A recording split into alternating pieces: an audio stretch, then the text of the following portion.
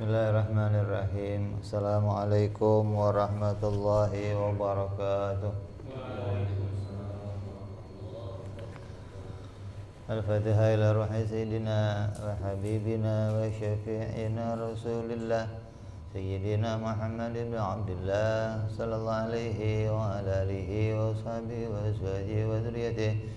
Inna Allah ya'ni darajati bil jannah wa yanfa'una bi asrarihim wa anwarihim wa ilumihim wa nafa'atihim wa barakatihim fid dini wa dunya wal akhirah wa ja'aluna min hisbihim yarzuquna mahabbatahum wa yatawaffana ala millatihim wa yashirna fi zumratihim bil afiyatin wa salamatin lahumul Fatihah. A'udzu billahi minasy syaithanir rajim. Bismillahirrahmanirrahim. Alhamdulillahi rabbil alamin arrahmanir rahim maliki yaumiddin iyyaka na'budu wa iyyaka nasta'in ihdinas siratal mustaqim siratal ladzina an'amta 'alaihim ghairil maghdubi 'alaihim waladdallin amin. Bismillahirrahmanirrahim. Nawaitu ta'alluma wa ta'lima wa tadhakkura wa tadhkira ونفعا والانتفاعا والإفادة والاستفادة والحثا على التمسك بكتاب الله وسنة رسول الله صلى الله عليه وسلم ودعاء إلى الهدى والدلالة على الخير ابتغاء مرضاته وقربه وثوابه وحسن الخاتمة مع اللطف والعافية وصلاح العاقبة. Bismillahirrahmanirrahim. Alhamdulillahirabbil alamin. Wassalatu wassalamu ala asyrafil anbiya'i wal mursalin Sayyidina wa Habibina wa Syafi'ina wa Maulana Muhammadin wa ala alihi wa sahbihi ajma'in, amma ba'du. Qala musanniful kitab rahimahullah wa nafa'ana bihi wa bi'ulumihi fid darain. Allahumma aftah qulubana futuhal arifin wa bihidmatika wansur alaina birahmatika ya arhamar rahimin. Sampai apa kita? Kemarin apa?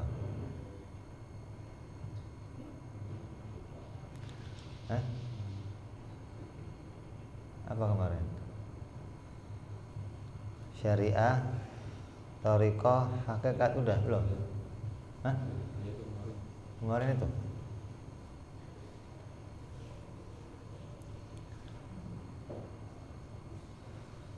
Iman, Islam, ihsan.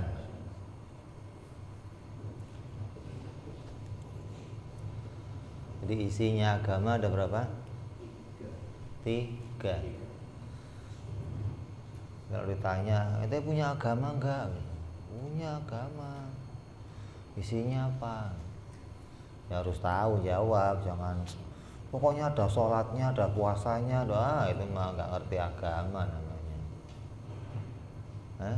Jangan sampai nanti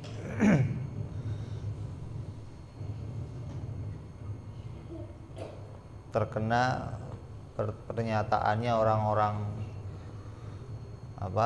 liberal yang mengatakan semua agama sama. Apa enggak kamu nanti bingung nih mau masuk agama Islam boleh, Kristen boleh, kenapa semuanya sama?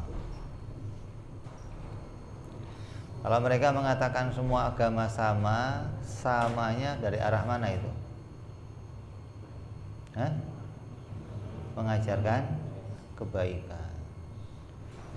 Kalau dari arah mengajarkan kebaikan, iya, semua agama ngajarin kebaikan. Nggak ada agama ngajarin jahat, nggak ada. Agama mana saja yang diajarkan pasti kebaikan. Syukran.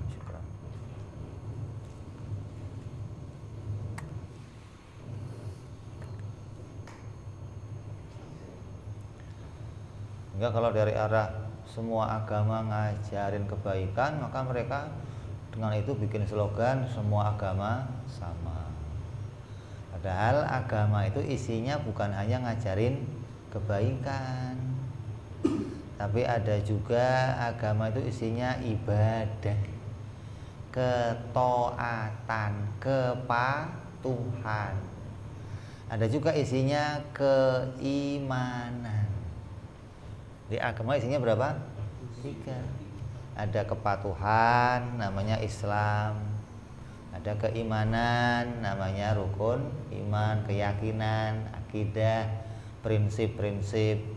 Ada kebaikan namanya ihsan.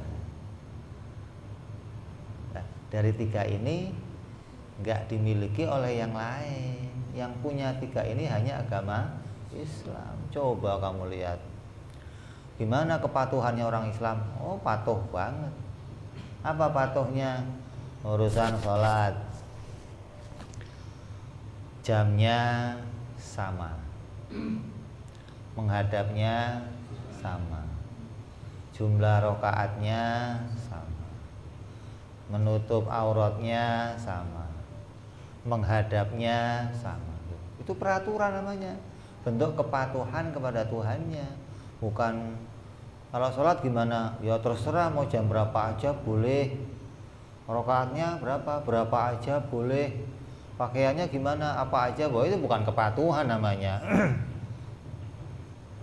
Orang Islam penuh dengan kepatuhan. Juga ada yang isinya keimanan. Apa itu? Prinsip-prinsip tentang ketuhanan. Apa yang disebut Tuhan, bagaimana sifat-sifat Tuhan, apa yang harus diyakini, itu ada. Jadi seorang muslim harus meyakini bahwa agama yang dia peluk itu adalah agama yang paling benar. Tapi tidak memaksakan agama kepada orang lain. Sejak zamannya Nabi itu la ikraha fiddin qad tabayyana rusdu minal ghayy. Tidak ada paksaan dalam agama. Kenapa? Karena jalan yang lurus itu udah jelas. Kamu nggak usah maksa-maksa orang lain untuk masuk agama Islam. Orang itu lebih mudah dipindahkan dengan dalil-dalil ilmiah daripada dipindahkan untuk masalah ketuhanan. Kalau kamu kok nemu orang yang udik, orang gunung, orang yang gaptek, orang yang nggak ngerti apa-apa, terus kamu tunjukkan teknologi, bisa berubah pola pikirnya. Kenapa? Oh, terbukti. Kamu tunjukkan radio, televisi, pesawat terbang. Oh, bisa begitu ya, bisa berubah pola pikirnya. Dan gampang berpindah pada pemahaman orang-orang modern. Tapi kalau urusan memaksakan ketuhanan, susah. Makanya kata Nabi, jangan dipaksakan. La ikraha fiddin. Nggak usah dipaksain, nggak usah. Karena agama sudah jelas. Mana yang lurus, mana yang nggak lurus, mana yang bengkok, mana yang nggak bengkok. Hingga orang itu ketika dia punya satu keyakinan akan sulit dipindah kepada keyakinan yang lain. Makanya berapa ayat di Al-Quran mengatakan wala'allaka bahi'un nafsaka ala atharihim in lam yu'minu bihadzal hadisi asafa. Al-Quran mengatakan apa? Nabi Muhammad, kamu jangan kecewa kalau ada orang yang kamu ajak masuk Islam tapi nggak mau masuk Islam. Jangan kecewa ya, dan jangan dipaksa. Yang penting kamu sudah menyampaikan.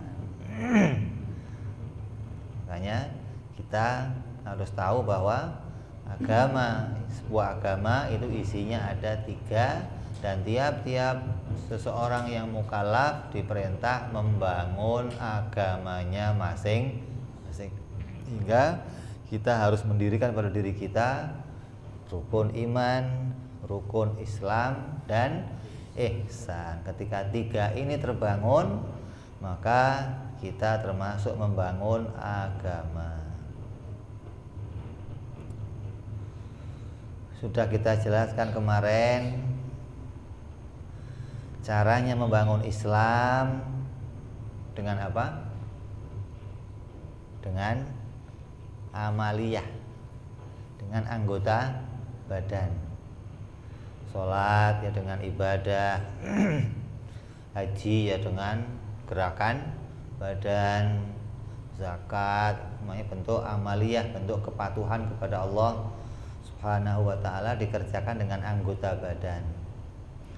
Nggak bisa dikerjakan dengan yang lain, nggak bisa.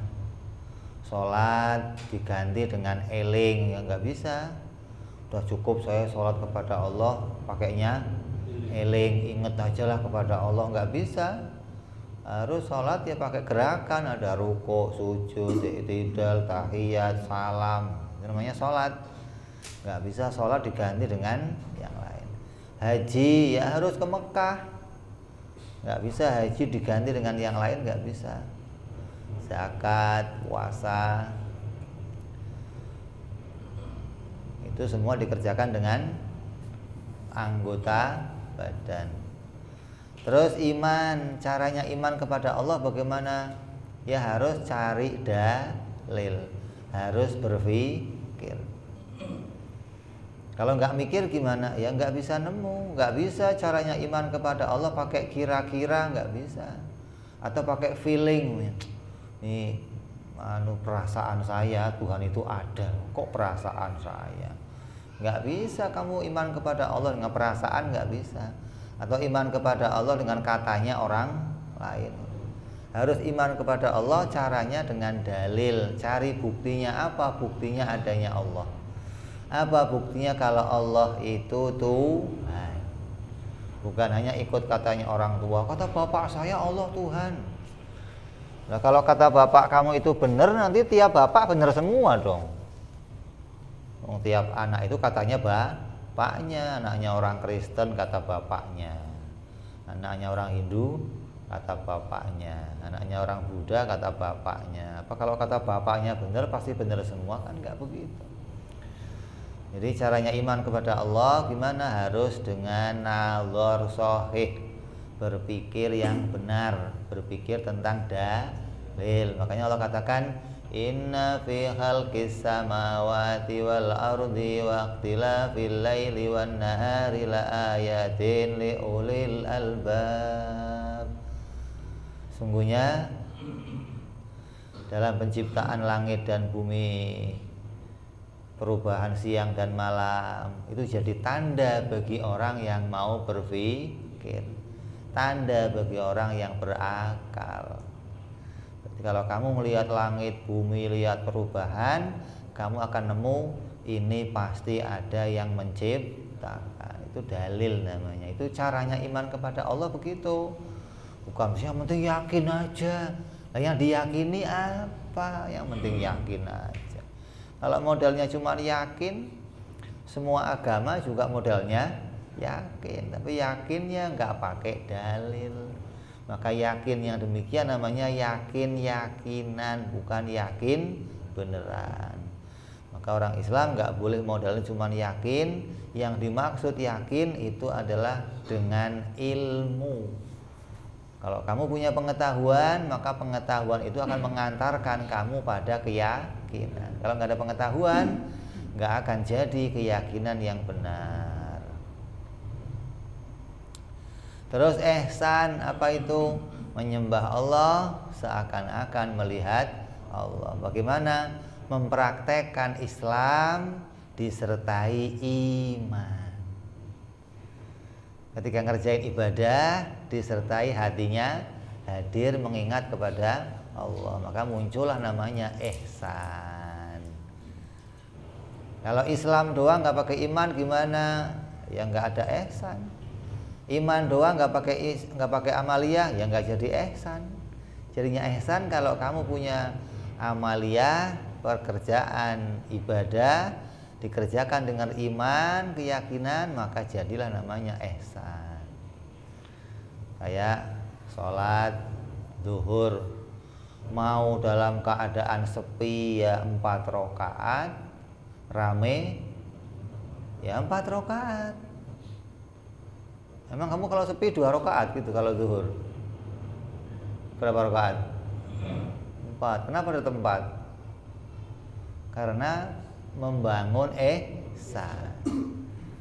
Kamu tahu Allah melihat kamu, Allah menyaksikan kamu, Allah memandang kamu, hingga nggak merubah, mau sepi ya 4, mau rame tetap 4. Itu namanya ibadahnya dibangun dengan ihsan. Jadi tiap-tiap orang harus membangun iman, Islam, dan ihsan.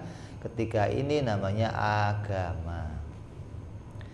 Terus setelah kita selesai semua mengerjakan syahadat, mengenal syahadat tauhid, mengenal syahadat Rasul, mengerti dengan misinya Nabi. Nabi punya berapa misi? Nabi datang dengan berapa misi? 2 misi. Yang pertama misinya apa? Taklif. Yang kedua tasyrif.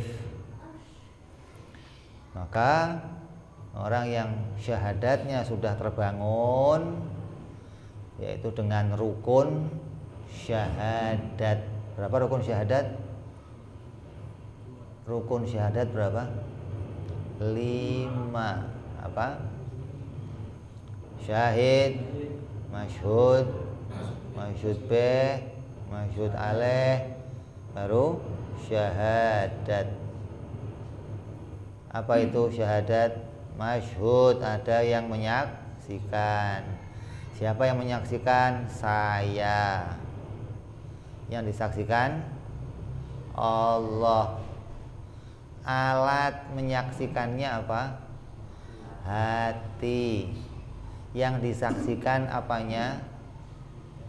Sifatnya yang wajib, mustahil, jaiz. Maka barulah kamu jadi seorang saksi.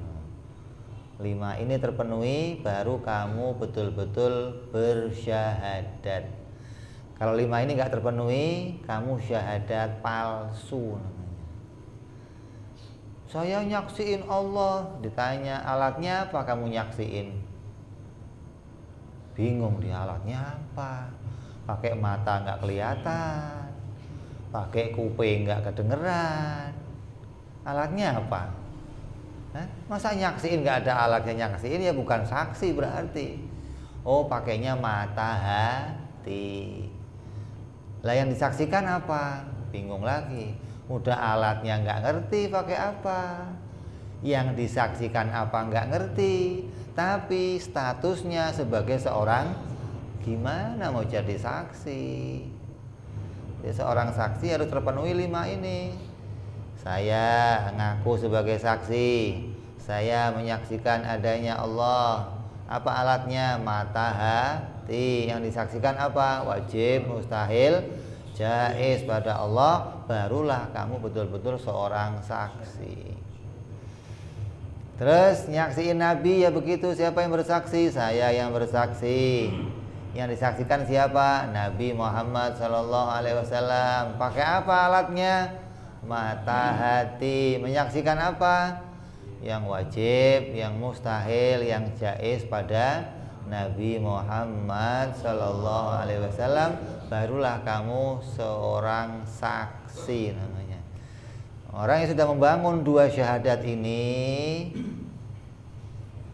akan sampai syahadatnya diterima nanti di akhirat kalau bisa hatinya sampai mengucapkan raditu billahi rabban wa bil islami dinan wa bi muhammadin nabiyyan wa rasulan wa bil qur'ani imaman. Jadi orang yang sampai hatinya bisa mengatakan saya ridho saya ridho dituhani oleh Allah, saya ridho diberikan agama-agama Islam, saya ridho diberi Nabi Muhammad. Saya ridho diberi pedoman kitab suci Al-Quran. Bisa mengatakan demikian hatinya, maka dia akan sampai syahadatnya di dunia sampai diterima ke akhirat. Tapi kalau dia mengucapin syahadat tapi hatinya nggak bisa mengatakan raditu billahi robban, maka syahadatnya nggak akan diterima sampai di akhirat. Makanya ini diantara khilafnya ulama yang yang mengatakan membolehkan taklid.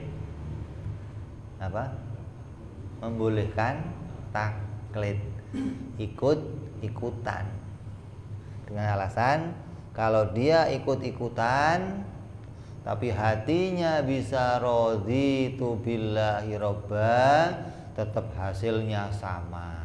Loh, katanya begitu tuh ulama tuh. Jadi iman ada yang hasilnya raditu billah, ini hasilnya dengan ilmu, namanya makrifat. Ada yang hasil raditu billahnya hasil berita dari orang lain, namanya taklid gitu.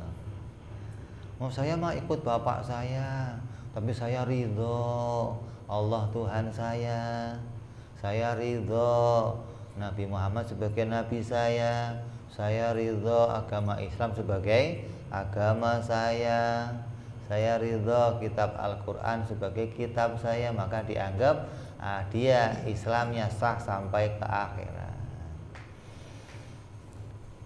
Lah maknanya ridho itu apa? Ridho itu maknanya apa? Senang, gembira, bahagia. Kalau kata kiai itu orang yang sampai bisa mengenal Allah itu, sampai bisa kenal Allah sebagai Tuhan, itu layaknya nggak cuman gembira, tapi sampai loncat-loncat saking senengnya. Karena nggak ada kebahagiaan yang melebihi dari dijadikan seorang hamba dan bisa mengenal kepada Tuhannya. Itu kebahagiaan yang paling luar biasa. Karena banyak orang diciptakan oleh Allah jadi hamba tapi nggak bisa kenal Tuhannya. Kenalnya cuma namanya Allah, tapi nggak kenal sifatnya bagaimana, nggak kenal apa yang wajib bagi dia, apa yang mustahil bagi dia, apa yang jaiz bagi dia, nggak kenal. Hanya tahu pokoknya Tuhan saya namanya Allah. Itu namanya bukan kenal. Kalau kenal atau yang disebut makrifat, sampai kepada meyakini, sampai pada mempedomani apa yang menjadi hak-hak ketuhanan ya Allah Subhanahu wa ta'ala. Jadi orang yang ridho kepada Allah itu yang bagaimana? Gembira, diberi gembira punya Tuhan seagung Allah Subhanahu wa ta'ala. Saya gembira dituhani oleh Allah. Gimana bukti penampakan gembiranya bagaimana? Kata ulama, tidak pernah menolak hukum-hukum atau ketetapan dari Allah Subhanahu wa ta'ala. Gak pernah menolak apapun yang ditentukan oleh Allah. Mau itu manis, mau itu pahit. Artinya apa? Gak pernah protes, gak pernah mencaci takdir. Ini yang berat nih. Karena kamu mengakui Allah Tuhan saya ridho, saya senang. Berarti kalau Allah itu kamu anggap sebagai Tuhan kamu akui, maka Allah itu yang ngatur langit dan bumi, yang ngatur segala sesuatu. Ketika aturan itu kena kepada kita dan aturannya itu pahit, ya harus diterima. Jangan yang manis doang maunya. kayak orang-orang Arab. Begitu masuk agama Islam, panennya berhasil, ternaknya pada subur-subur, pada gede-gede. Pas keadaan begitu seneng, ini agama yang baik katanya. Saya semenjak masuk agama Islam, hidup saya jadi makmur, hidup jadi sentosa, nyaman. Ini agama yang benar. Begitu waktu yang lain tahu-tahu paceklik, panen gagal, ternak pada mati. Agama dicaci-caci. Agama apa ini? Masuk agama ini jadi repot semua saya. Hubungannya apa? Dianggap agama itu akan merubah keadaannya jadi lebih baik. Justru agama itu membawa kamu bisa menerima apa yang terjadi. Ketika kamu menerima hal yang pahit dari kejadian alam ini, kamu bisa nerima. Ketika ada kejadian manis dari alam ini, kamu bisa nerima. Kenapa? Karena perubahan kejadian alam ini diatur oleh Allah Subhanahu wa Ta'ala. Kita sakit diatur Allah, kita sehat diatur Allah. Hujan turunnya lebat berhari-hari diatur Allah. Enggak hujan-hujan diatur Allah. Ada gempa bumi diatur Allah, ada gunung meletus diatur Allah. Maka kita menerima. Ketika pas terjadinya kok yang nggak bagus-bagus, indah-indah ya diterima. Kok yang pahit-pahit, terima. Pokoknya paling enak mah hidup di pinggir laut lah, aman, nggak ada gunung meletus, tsunami.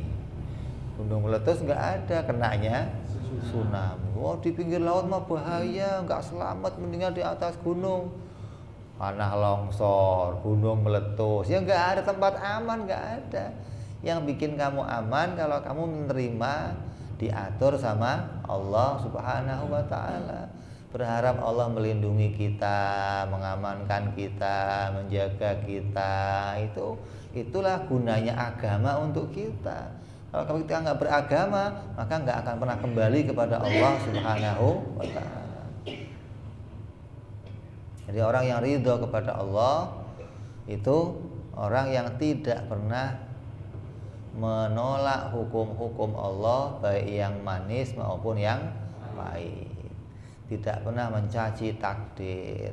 Contohnya orang nyaci takdir gimana? Hujan, sialan. Wah ini. Ya, ada begitu ada nggak? Panas, sialan. Panas itu takdirnya siapa? Hujan takdirnya siapa? Nah, kalau kamu caci, sama aja kamu mencaci yang bikin hujan, sama aja mencaci yang bikin panas. Anak nakal, sialan. Gaji sedikit, sialan. Lamar kerja ditolak, sialan. Isinya sialan. Karena dianggap semuanya membawa sial semua. Gak terima dengan apa yang terjadi. Itu namanya orang-orang yang gak ridho. Walaupun mulutnya saya ridho sama Allah, tapi prakteknya gak ridho gitu loh. Prakteknya gak menunjukkan kalau dia menerima diatur sama Allah. Buktinya apa? Aturannya ditolak, aturannya dicaci, aturannya nggak diterima, ditentang. Orang yang cowok berubah jadi cewek, itu ridho sama Allah nggak? Nggak ridho. Yang cewek jadi cowok, ridho nggak? Ada pekerjaannya cowok dikerjain cewek, ada pekerjaan cewek dikerjain. Kan sama manusia bisa aja. Nggak terima dibikin Allah jadi perempuan. Sama, jadi banyak Kalau kamu bisa mengaca satu persatu melihat kejadian-kejadian ini, kamu bisa melihat mana sih tandanya orang yang ridho kepada Allah dan mana orang yang nggak ridho kepada Allah.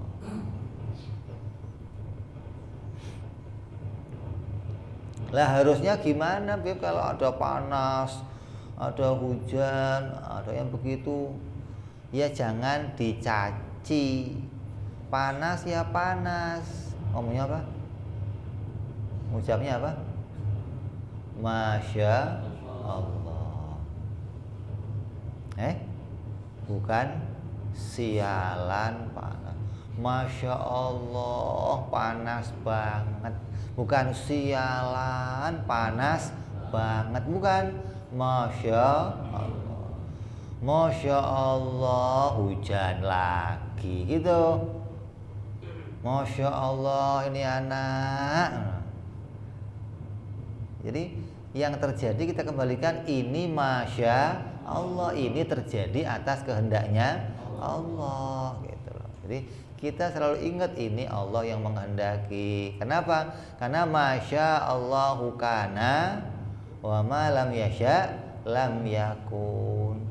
Masya Allahu kana, apa yang terjadi itu pasti atas kehendaknya Allah. Dan yang tidak terjadi pasti tidak dikehendaki oleh Allah. Kok nggak terjadi begini? Kenapa? Karena Allah nggak menghendakinya. Loh kenapa? Allah nggak ditanya kenapa. Allah itu nggak bisa kamu tanya kenapa Allah kok bikin begini, kenapa Allah bikin begini. Ya nggak bisa kamu nanya. Malaikat aja yang nanya itu, apalagi ente yang nanya. Malaikat nanya, ini ja'ilun fil ardi khalifah. Apa kata malaikat? Ataj'alu fiha may yufsidu fiha wa yusfikud dima wa nahnu nuqaddisu wa nuqaddisu lak. Ya Allah, ketika diberitakan kepada malaikat, hei malaikat, saya mau bikin khalifah di muka bumi. Malaikat nanya, ya Allah, ngapain bikin manusia? Nanti tumpah darah, saling bunuh, saling maksiat, saling berbuat jahat. Kan sudah ada kami bangsa malaikat ya Allah, yang tiap hari mensucikan Engkau, bertasbih kepada Engkau, sujud kepada Engkau. Kan cukup ya Allah, nggak usah bikin manusia yang nanti akan maksiat, ingkar kepada Engkau, nggak patuh sama Engkau ya Allah. Apa kata Allah? Saya tahu yang kamu nggak tahu. Ini a'lamu mala ta'lamu. Saya tahu yang kamu nggak tahu. Jadi ente jangan pakai nanya-nanya kenapa gitu loh. Jadi Allah itu nggak bisa ditanya kenapa, karena Allah maha mengetahui yang akan terjadi nanti apa untungnya, apa kerugiannya gitu. Makanya begitu malaikat menyaksikan hamba-hamba Allah di dunia, pas ketika kumpul-kumpul begini nih pada ngaji nih, dipanggil malaikat. Allah umumkan, tuh lihat tuh hambaku pada ngaji. Ente bilang dulu pada maksiat doang. Iya ya, saya kira begitu ya Allah. Nggak taunya ada juga yang pada taat, yang pada sujud, yang pada bertasbih, yang pada ingat Allah. Ini kalau ada hamba yang bertasbih, diumumkan oleh Allah kepada seluruh malaikat, tuh lihat hambaku tuh lagi bertasbih. Ada kumpulan di sono, Allah umumkan. Allah. Kenapa? Allah banggakan ibadahnya manusia di hadapan para malaikat. Allah nggak butuh ibadahnya manusia. Allah nggak butuh ibadahnya malaikat. Kalau Allah butuh disembah, butuh dipuji, butuh ditaati, pasti Allah nggak akan bikin manusia. Karena cukup ada malaikat, Allah sudah dipatuhi, Allah sudah ditaati, Allah sudah disujudi. Jadi kalau Allah itu hanya butuh hanya ingin ditaati, disujudi, ya manusia nggak dibikin. Tapi Allah menghendaki menunjukkan seorang hamba yang ibadahnya melebihi malaikat. Maka Allah ciptakan bangsa manusia, ibadahnya melebihi malaikat. Kok bisa melebihi malaikat gimana? Ibadahnya melebihi malaikat. Lah malaikat ibadah ribuan tahun, ratusan ribu tahun taat kepada Allah, ibadah sujud, gak ada gangguan, gak ada lapar, gak ada haus, gak ada ngantuk, gak ada setan, gak pingin rokokan, gak pingin main gaple, nggak ada. Ingat taat ya taat, terus nggak diganggu-ganggu, nggak. Lah manusia kan nggak, baru setengah jam wiritan perut kriuk, nambah lagi setengah jam sudah hausnya luar biasa, tambah setengah jam lagi ngantuk lagi, liar, gangguannya banyak. Kok dengan gangguan yang banyak masih bisa ibadah? Ini baru hamba yang istimewa, gitu loh. Jadi Allah mau bikin hamba yang lebih hebat ibadahnya dari malaikat, maka dibikinlah manusia. Jadi seorang hamba yang tahu keadaan ini harus kembali ridho kepada Allah Subhanahu wa ta'ala. Kenapa saya kok dibikin malaikat? Kenapa saya dibikin jadi manusia? Susah begini, mestinya saya jadi malaikat aja. Dibikin yang lebih hebat malah nggak mau, gimana sih? Dibikin jadi yang lebih baik malah nggak mau, karena nggak ngerti keuntungannya. Makanya kalau kita nggak ngerti keuntungannya, jangan ngomel-ngomel sama takdir. Mau itu pahit, mau itu manis, ya kamu harus terima. Ini Allah yang atur, pasti ada yang terbaik. Saya pengennya kerja jadi PNS, kok tahu-tahu jadinya satpam. Ya pasti ada kebaikannya. Jangan nyesel saya coba saya, nanti kerjanya udah nggak enak, gajinya sedikit tambah protes gara-gara nggak terima dengan keadaan yang dipilihkan Allah. Ini sering kali begitu, ada orang yang kerjanya apa, pengennya apa, protes.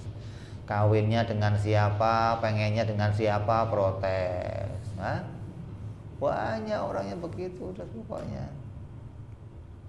Tapi kita harus bisa kembali kepada, kalau sudah mengakui Allah sebagai Tuhan, hatinya harus ridho, gembira dengan apa yang diputuskan oleh Allah.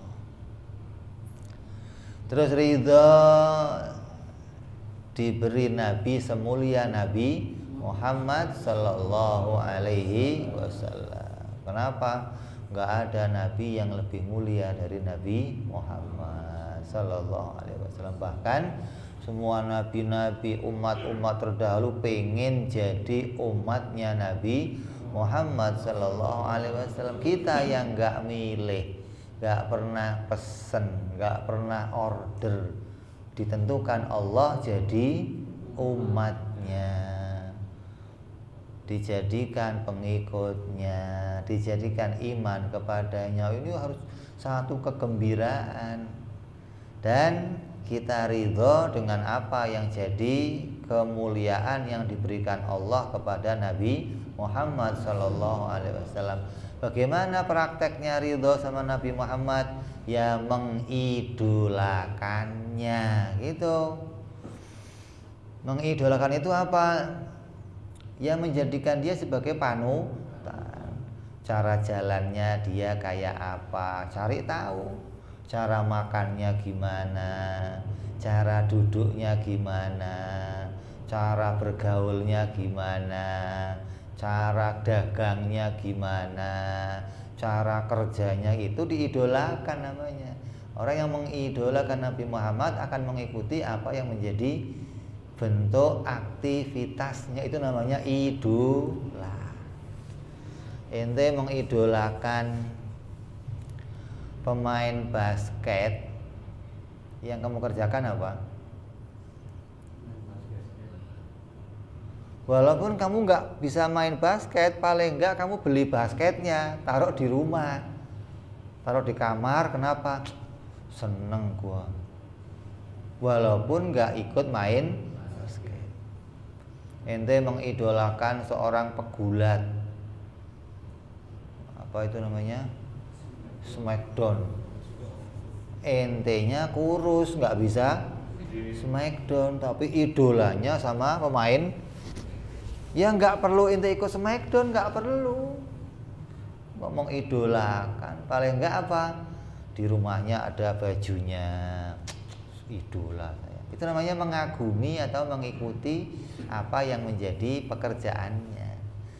Kalau nggak bisa seluruhnya, paling nggak ada sebagiannya kecil yang diikuti. Itu namanya mengidolakan. Senang diberi tauladan semulia Nabi Muhammad Sallallahu Alaihi Wasallam, yang mana nggak ditemukan lagi Nabi seagung, sebaik, semulia Nabi kita Muhammad Sallallahu Alaihi Wasallam. Ada kisah Nabi Yusuf. Nabi Yusuf waktu kecil dibully sama siapa? Saudaranya. Ya, dibully sama saudaranya. Sampai dimasukin sumur, sampai dijual jadi budak, sampai artinya hidup dalam keadaan kesusahan. Begitu jadi raja Mesir, pembesar Mesir, ketemu keluarganya, diapain keluarganya? Dimaafkan, dirangkul. Itu hatinya seorang nabi itu. Kata orang, Nabi Yusuf mah hebat, dibully begitu masih aja sayang sama saudaranya. Nah, coba lihat yang terjadi sama Nabi Muhammad SAW. Yang bully siapa? Yang bully siapa? Orang Arab. Se-Arab yang bully ente, diludahin, dikasih kotoran, dilecehkan, sampai dikarantina, dipisahkan dari pergaulan, sampai dipinggirkan, sampai pindah ke kota Madi, saking perlakuannya yang sangat pedih dari penduduk kota Mekah. Begitu Nabi Muhammad masuk kembali kota Mekah, bawa pasukan yang banyak dengan kekuatan yang hebat, penduduk Mekah kalang kabut. Apa kata mereka? Ini hari naas kita, hancurlah kita sekarang. Muhammad kembali bawa pasukan yang banyak, pasti dia balas dendam apa yang kita kerjakan dulu. Begitu Rasulullah masuk, apa kata Nabi? Hadza yaumul marhamah. Ini hari perdamaian. Ini hari kebaikan. Kalau pengen selamat, semuanya masuk ke Ka'bah, masuk ke Masjidil Haram, masuk ke rumahnya Abu Sofyan. Nabi enggak membalas, Nabi enggak pernah ngancem, Nabi enggak ngincer siapapun yang dulu pernah menyakitinya, padahal bukan siapa-siapanya. Coba. Kalau saudaranya, ya pantes masih ada hubungan darah, keluarga. Ini bukan siapa-siapa, ngeludahin, ngelemparin kotoran, melecehkan, membuli, tapi dimaafkan sama Nabi Muhammad SAW. Ini menunjukkan Nabi kita Muhammad SAW Raufur Rahim, penuh dengan kasih sayang. Kasih sayangnya melebihi kasih sayangnya semua nabi-nabi yang lainnya. Ini kalau mau dilihat betapa Nabi kita dimuliakan, diagungkan oleh Allah Subhanahu wa ta'ala. Maka orang yang bisa menerima ini, bangga kepada ini, mengidolakan dia, itu tandanya ridho sama Nabi Muhammad sallallahu alaihi wasallam. Tapi kalau di hatinya yang muncul masih senangnya meniru yang lain, ya berarti nggak ada perkataan ridho. Sampai dengan gaya bajunya, pakaiannya, seneng sama pakaiannya Nabi Muhammad Sallallahu Alaihi Wasallam. Apa pakaiannya Nabi? Oh, pakaiannya Nabi pakainya gamis, jubah, pakainya udeng-udeng. Seneng sama orang yang pakai pakaian mengikuti Nabi Muhammad. Itu paling enggak itu cinta begitu. Ngomongnya seneng sama Nabi Muhammad, tapi lihat orang yang pakai bajunya nggak seneng, kan repot. Itu ridho kita kepada Nabi Muhammad Sallallahu Alaihi dengan mengidolakannya, membanggakannya, menirunya, sunnah-sunnahnya dipraktekkan, diikuti, jalannya dilalui, hingga jadilah ahli sunnah, orang yang mengikuti sunnah-sunnahnya Nabi Muhammad Sallallahu Alaihi Wasallam. Terus ridho kepada agama Islam, maknanya tidak menerima hukum-hukum dari agama lain, bangga senang dengan hukum-hukum yang ada pada agama Islam. Apa hukumnya Islam? Ada sholat, ketika diperintah sholat senang, diperintah puasa senang, diperintah nutup aurat senang, diperintah pakai kerudung seneng. Ada orang ngakunya orang Islam, pas disuruh pakai kerudung, ribet, ngapain pakai kerudung, apalagi disuruh pakai cadar coba. Baru pakai kerudung aja ribetnya, kalau pakai cadar, wah ini mah apa namanya, mereka menyebutnya apa? Mengekang apa? Menyebut apa mereka? Aturan yang enggak manusiawi, enggak manusiawi pikir gimana? Justru kamu dengan agama Islam itu dimanusiakan, dimuliakan. Wanita ketika memeluk agama Islam kamu dimuliakan. Coba kamu enggak meluk agama Islam, dibully kamu, dilecehkan kamu. Ada dua orang jalan, yang satu pakai pakaian terbuka, yang satu pakai pakaian kerudung rapat. Kira-kira yang digodain yang mana? Yang terbuka. Yang tertutup yang nggak akan digodain, orang juga oh ya tahu, orangnya rapi orang. Jadi kamu dengan agama Islam, pakaian Islam itu dimuliakan, dimanusiakan, bukan justru malah kamu menganggap aturan apa ini, orang harus pakai kerudung rapat, harus nutupin. Kan saya bebas, rambut-rambut saya, pakaian-pakaian saya. Namanya nggak ridho diberi agama Islam. Orang yang ridho sama agama Islam bagaimana? Betul-betul mempraktekkan agamanya, menjalankan agamanya dengan penuh kegembiraan, hingga tidak lagi melirik aturan agama yang lain, tidak lagi menganggap atau ingin mengikuti aturan agama yang lain. Yang terakhir, ridho kepada kitab suci Al-Quran, yaitu menjadikan semua berita-berita, informasi, perintah semuanya bersumber dari Al-Quran. Lebih senang mendengar berita Al-Quran dari berita yang lain. Lebih senang mendengar hukum-hukum yang datang dari Al-Quran daripada hukum-hukum yang lain, hingga menjadikan Al-Quran betul-betul sebagai pedoman hidupnya. Maka seluruh aturan yang dia kerjakan sumber dari mana? Ya dari Al-Quran. Sholat dari Al-Quran, perintah puasa dari Al-Quran, perintah zakat dari Al-Quran, perintah berbuat baik dari Al-Quran. Maka Al-Quran betul-betul dijadikan pedoman. Nah, caranya bangga bagaimana? Ya melazimi Al-Quran, membacanya, mempelajarinya. Orang kalau Kalau dapat surat dari kekasihnya, biasanya diapain? Simpen. Buka lagi, baca, tutup, buka lagi. Padahal udah tahu isinya itu juga.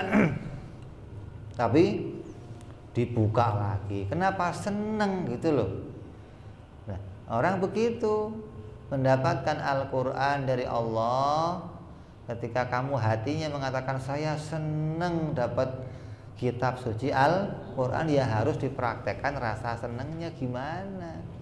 Jangan seneng tapi nggak pernah diapa-apain, namanya nggak seneng. Cukup diminyakin, dibungkus bersih, dipajang di pojok, ya namanya bukan seneng itu.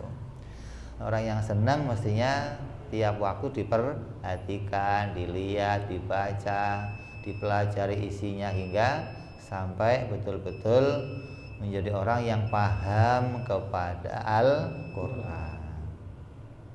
Ini bentuk dari pengertian ridho secara ringkas.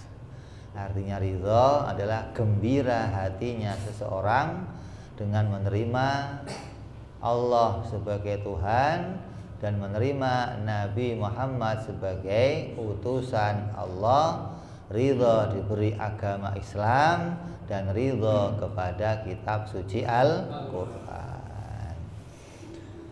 InsyaAllah kita sambung yang akan datang, bicara tentang awwalu wajibin alal insan ma'rifatul ilahi bistiqan. Wallahu a'lam bis-shawab. Wa ila hadratin nabi. Al-Fatihah.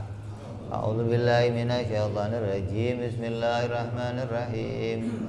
Alhamdulillahi rabbil alamin arrahmanir rahim maliki yaumiddin.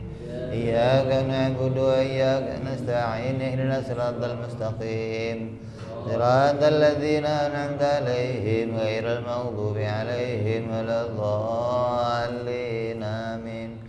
Ya Rabbana i'tarafna bi annana i'tarafna wa anana asrafna 'ala al-adha ashrafna fatub 'alaina tauba taghsil kulli hauba wastur lana awrati wa amin rawati waghfir li walidina rabbi wa mauludina wal ali wal ihwani wa sairil hillani wa kulli dhi mahabbah ujratin aw suhbah wal muslimina ajma' amin rabbi isma' fadlan wa judan manna la biktisabi minna bil mustafa rasuli nahla bi kulli suli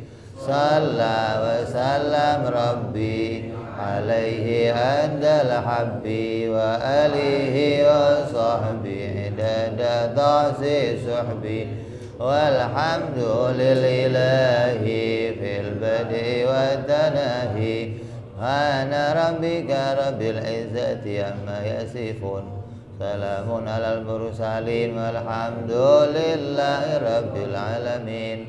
Assalamualaikum warahmatullahi wabarakatuh.